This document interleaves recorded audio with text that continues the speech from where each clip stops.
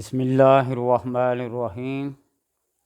الصلاۃ والسلام علیک یا رسول اللہ وعلی آلک و صحابک یا حبیب اللہ۔ اللہم صلی علی محمد و آل محمد۔ لا الہ الا انت سبحانک انی کنت من الظالمین۔ میری ہر روز کی گفتگو، یہ ویڈیوز، یہ بیانات، ان سے اگر آپ کو فائدہ ہو تو اللہ تبارک و تعالی کا شکر ادا کریں، اور اگر ان کے کرنے سے آپ کا کوئی کام، آپ کا سکون، آپ کا چین برباد ہوتا ہے تو آپ اس کو ترک کر دیں۔ اللہ کے بندے جن کے دل میں خوف خدا ہوتا ہے، ان کی کوئی بات بھی حرف آخر ہو یا نہ ہو، لیکن بتانے والے کو، لکھنے والے کو یہ خوف ضرور ہونا چاہیے کہ میری بات سے لوگوں کو کتنا نفع یا کتنا نقصان ہوگا۔ حضرت امام یوسف رحمہ اللہ تعالی، اتنے بڑے فقہ کے امام، خلفائے عباسیہ کے دور میں چیف جسٹس کا عہدہ، اتنی ساری کتابیں لکھی، ایک ایک مسئلے پہ 3 4 کتابیں ہیں ان کی، ایک ایک مسئلے پہ۔ سکرات الموت کے وقت نزع کے عالم میں یوں ہاتھوں کو بلند کیا، الہ العالمین، اگر یہ میری لکھی ہوئی کتابیں لوگوں کو فائدہ دے رہی ہیں تو پھر تو میری بخشش کا کچھ سما ہے، تو اگر ان سے لوگوں نے فائدہ نہیں اٹھایا اور لوگوں کے لیے نقصان دہ ہیں تو رب العالمین بتا میرا مقام پھر کیا ہوگا۔ تو اس لیے پہلے لکھنے والے، بتانے والے، واعظین، مبلغین، ان سے سوال ہوگا۔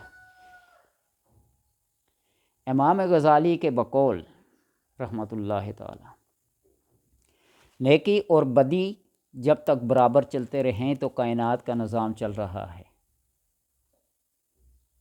اگر نیکی ہی نیکی ہو، برائی ہی برائی ہو، کوئی ایک چیز ہو، تو کائنات کا نظام ٹھپ ہو جائے۔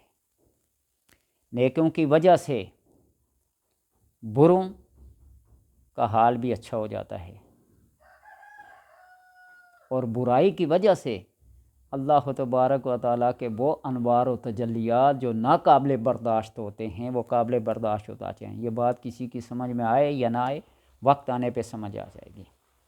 کائنات کا نظام ٹھپ ہو جائے، وہ اس لیے کہ کوئی بھی عالم، کوئی بھی مصنف، کوئی بھی مبلغ، کوئی بھی واعظ خوف خدا کی وجہ سے ایک حرف نہ لکھے، نہ بولے، نہ سنے، نہ سنائے، تو پھر نظام کیسے چلے گا بتائیں۔ یہ ملے جلے جو رد عمل ہوتے ہیں نا، یہ اللہ تبارک و تعالیٰ کی حکمتیں ہوتی ہیں۔ لا الہ الا انت سبحانک انی کنت من الظالمین، اس کے اندر اسم اعظم ہے۔ حضرت یونس علیہ السلام مچھلی کے پیٹ میں اتنا عرصہ رہے تو اللہ نے فرمایا اگر یہ تسبیح نہ کرتا لَلَبِثَ فِی بَطْنِهِ إِلَىٰ یوم یبعثون، اس کے پیٹ میں قیامت تک رہتا۔ تو ان تسبیحات کی وجہ سے اللہ تبارک و تعالیٰ نے ان کو نجات دی۔ فَاسْتَجَبْنَا لَهُ، ہم نے ان کی دعا کو قبول کر لیا اور اس کو نجات دی۔ تو اس لیے جب کوئی مشکل مقام آئے تو اللہ تبارک و تعالیٰ کو پکاریں، اسی کے آگے اپنی حاجات کو پیش کریں، تو اللہ پھر اپنے بندوں پر رحم کرتا ہے۔ ایک ایسا ایمان افروز واقعہ ہے، قاضی لیث فرماتے ہیں مجھے یہ خبر پہنچی ہے کہ حضرت زید بن حارثہ رضی اللہ تعالی عنہ نے ایک شخص سے طائف تک خچر کرائے پہ لی، آج کل تو گاڑیاں کرائے پہ ہیں، اس وقت خچر گھوڑے گدھے کرائے پہ دستیاب ہوتے تھے۔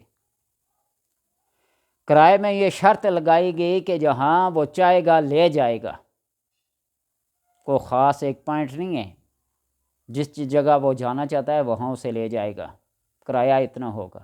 یہ ہو گیا۔ وہ ان کو ایک ویرانے کی طرف لے کے گیا اور کہا اترو، دیکھتے کیا ہیں کہ اس ویرانے میں کئی مقتولین کی لاشیں پڑی ہوئی ہیں۔ حضرت زید بن حارثہ تھوڑے سے خوفزدہ ہوئے۔ جب اس شخص نے آپ کو قتل کرنے کا ارادہ کیا تو آپ نے فرمایا کہ مجھے 2 رکعت نماز نفل پڑھنے کی اجازت دے دے۔ اس نے کہا پڑھ لو، تمہاری نماز تمہیں موت سے روک لے گی؟ تو اس سے پہلے یہ لوگ بھی یہاں نماز پڑھ چکے ہیں جن کو میں نے قتل کیا ہے، تم بھی پڑھ لے۔ اس نے بڑے تندی انداز سے کہا تمہاری نماز تمہیں کوئی فائدہ نہیں دے گی۔ آپ نے نماز پڑھی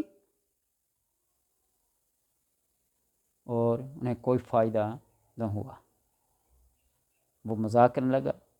جب میں نے نماز سے فارغ اور مجھے قتل کرنے کے لیے آگے بڑھا، یعنی میں نے نماز ہی پڑھ لی اور پھر بھی وہ قتل کے ارادے سے باز نہیں آیا، تو انتن کہنے لگا تمہاری نمازیں تمہیں فائدہ دے دیا؟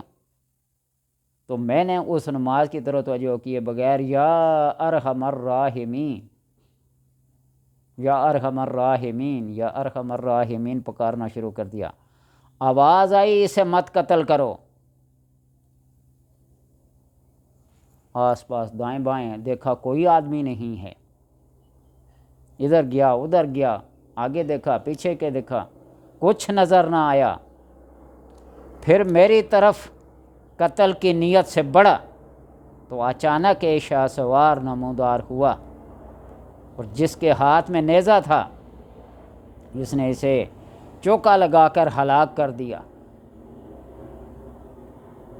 وہ بڑا دیدہ و دلیری سے کہہ رہا تھا نا کہ تمہاری نمازیں تمہیں فائدہ دے دیا، لیکن یا ارحم الراحمین جب پڑھا تو ایک شاہ سوار نمودار ہوا، اس کے ہاتھ میں نیزہ تھا اور اس قاتل کو یوں چونکا لگا کر وہ خود مقتول بن گیا، قاتل مقتول بن گیا۔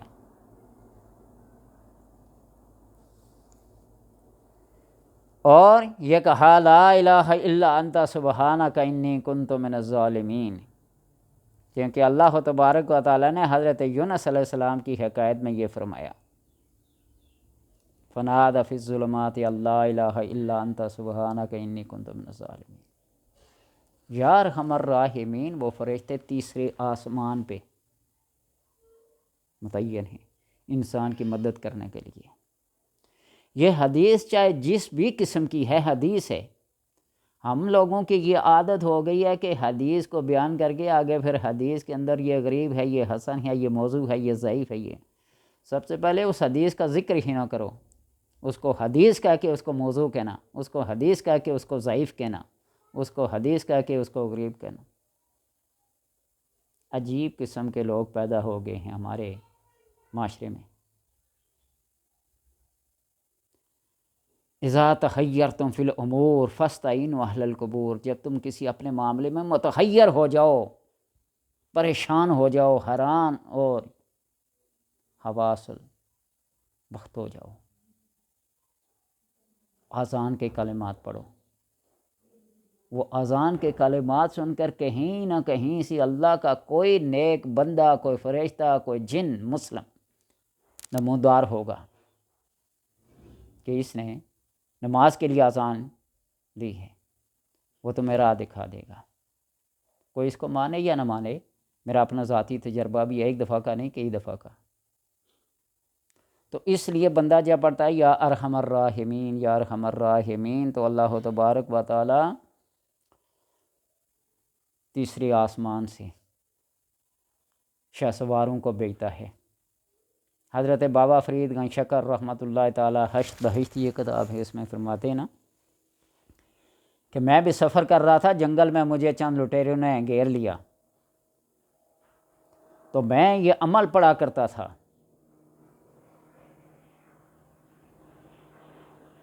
سب عشرات وہ 10 چیزیں جن کو ساتھ ساتھ بار پڑھا جاتا ہے۔ تو وہی یہ صورتیں تھیں، سورہ کافرون، سورہ اخلاص، سورہ فلق، سورہ الناس، سورہ فاتحہ، اس کو میں بسم اللہ کے بغیر پڑھا کرتا تھا۔ وہ میری مدد کو آنے والے ایسے لوگ تھے جن کے سر کٹے ہوئے تھے، تو ان کو دیکھ کر حیران رہ گیا۔ یہ حشر بھائی کتاب پڑھ کے دیکھ لینا۔ تو میں نے ان سے کہا کہ تم کون ہو؟ تو اس نے کہا کہ ہم تمہارا عمل ہیں، جب تمہارے اوپر یہ مصیبت آئی تو ہم نے تمہاری مدد کی نیت کی اور ٹھان لی کہ اس بندے کو اس جنگل سے بچائیں گے، تو تمہارے سر کیوں کٹے ہوئے ہیں؟ تو وہ کہنے لگے تم بھی تو صورتوں کو بغیر بسم اللہ کے پڑھتے ہو نا، یہ حدیث پاک ہے، کل امر ذی بال لم یبدأ بحمد اللہ، ہر وہ نیک امر، وہ نیک کام جس کو بسم اللہ کے بغیر پڑھا جائے وہ دم کٹا ہوتا ہے، وہ بے برکتہ ہوتا ہے۔ تو لہٰذا جب بھی کوئی صورت پڑھی جائے تو اس کو بسم اللہ الرحمن الرحیم کے ساتھ ہیں پڑھیں۔ اکثر لوگ وظائف میں پوچھتے ہیں کہ کیا بسم اللہ پڑھی جائے یا نہ پڑھی جائے؟ وہ جب خدا نے لکھی ہے صورت کے ابتدا میں لکھوائی ہے بسم اللہ، تو اس کو پڑھنا ہے۔ درود پاک پڑھنا ہے یا نہیں پڑھنا؟ تو اپنے کسی عمل کو مقبول بنانے کے لیے درود پاک کا اول اور آخر ہونا بہت ضروری ہے۔ تو لہٰذا جو شخص مصیبتوں میں گرا ہوا ہو، تنگ دست ہو، مصائب و آلام نے اس کے گھر کا راستہ دیکھ لیا ہو، اسے کسی وظیفے سے بھی آرام، سکون، چین، فراخی نہ ملی ہو، تو وہ ہر نماز کے بعد یا ارحم الراحمین آمین، یا ارحم الراحمین آمین، یا ارحم الراحمین کہنے کے بعد آمین کا لفظ پڑھے۔ تو دیکھیے پھر مسائل حل ہوتے ہیں یا نہیں۔ یا ارحم الراحمین جب کہتے ہیں تو سب سے زیادہ رحم کرنے والا، سب سے زیادہ مہربان، سب سے زیادہ شفقت کرنے والا، آپ اس کو پکاریں اور وہ مدد کو نہ پہنچے، پھر خدا تو نہ ہوا نا۔ کسی بک میں یہ واقعہ پڑھا تھا نا کہ ایک غیر مسلم عیسائی وقت نزا کے وقت اپنے بیوی کو کہتا ہے یہ میرا بیٹا جو پیدا ہونے والا ہے، یہ جب بات چیت کرنے کے قابل ہو، چلنے پھرنے کے قابل ہو جائے تو اس کو درسگاہ میں لے جانا، اس کو دینی علوم پڑھانا۔ وہ فوت ہو گیا، بچہ پیدا ہوا، بات چیت کی، چلنے پھرنے کے قابل ہوا، اس کو لے کر اپنی درسگاہ میں لے گئے۔ وہ جو ان کے مدرس تھے ان نے بسم اللہ الرحمن الرحیم پڑھایا، اور یہ بسم اللہ الرحمن الرحیم حضرت آدم علیہ السلام سے لے کر نبی آخر الزمان صلی اللہ علیہ وسلم تک ہر نبی کے اوپر نازل ہوئی۔ جب اس بچے نے اپنی توتلی زبان سے بسم اللہ الرحمن الرحیم کو پڑھا تو اللہ تبارک و تعالیٰ نے اس کے والد سے، جس نے وصیت کی تھی کہ اس بچے کو درس میں لے جانا، اس سے عذاب اٹھا لیا۔ وہ فرشتے حیران، یا اللہ ابھی تو اس کو عذاب دے رہے ہیں، کون سی ایسی بات ہو گئی ہے؟ نے کہا کہ یہ معصوم بچہ مجھے رحمان کہے، مجھے رحیم کہے، اور میری غیرت یہ گوارا نہیں کرتی کہ میں اس کو کیا کروں، عذاب دوں اس کے والد کو، لہذا عذاب اٹھا دو۔ نیک اولاد کا یہی فائدہ ہے، صدقہ جاریہ کا یہی فائدہ ہے۔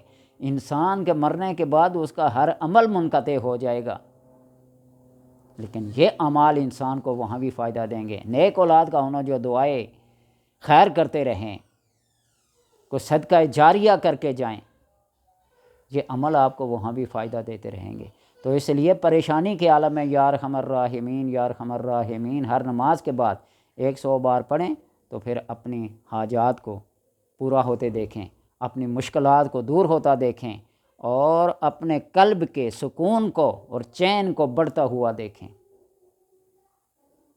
ہماری مصیبت یہ ہے کہ ہم اس وقت وظائف کو شروع کرتے ہیں نا جب کہ پانی سر سے اوپر چڑھ جاتا ہے۔ اپنی عادت بنا لیں،